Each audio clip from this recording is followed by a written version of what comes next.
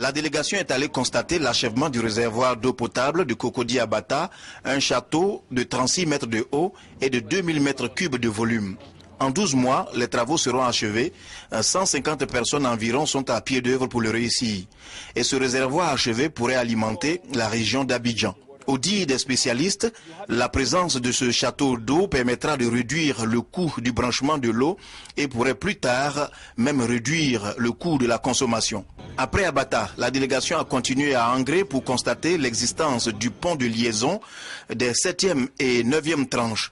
Comme dans le premier cas, le ministre des Infrastructures économiques, Patrick Achi, et Pierre Dimba, le coordonnateur du projet d'urgence d'infrastructures urbaines, ont informé les administrateurs de la Banque mondiale conduits par Jörg Frieden sur ce qui a déjà été fait et ce qui reste à faire.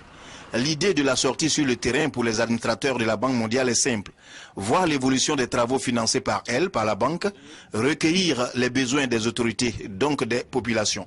La mission, si elle est concluante, situerait mieux la Banque mondiale dans l'orientation de ses actions pour le futur en Côte d'Ivoire et cela déterminerait aussi les appuis financiers à venir.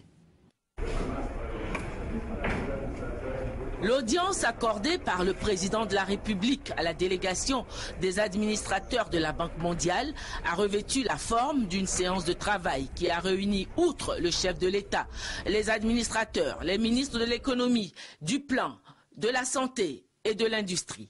Ces administrateurs qui sont à Abidjan depuis mercredi ont pu évaluer au cours des nombreuses visites de projets qu'ils ont effectuées la contribution de la Banque mondiale à un début de relance post-crise de l'économie. Leur présence sur place leur aura également permis d'évaluer l'ampleur des besoins restants.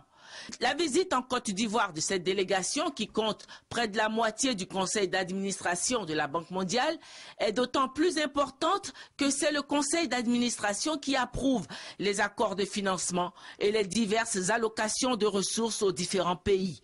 Dans le cadre du financement de l'économie nationale, les autorités ivoiriennes sont jusque-là dans l'attente de la décision d'achèvement de l'initiative PPTE initiée par la Banque mondiale. Une décision qui permettra à la Côte d'Ivoire, au terme du respect de certaines conditionnalités, de bénéficier d'importants financements de la part de l'institution financière mondiale. Au sortir de la rencontre bilan qu'ils ont eue avec le président de la République, les administrateurs de la Banque mondiale ont exprimé un satisfecit quant au respect en cours par la Côte d'Ivoire de ces conditionnalités. Et nous avons eu le plaisir, l'honneur de rencontrer votre président, qui nous a présenté sa vision pour le futur du pays. Il a souligné l'importance de la réconciliation nationale, ainsi que d'un développement basé sur la collaboration entre le secteur public et le secteur privé. Toutes ces observations correspondent à nos propres impressions.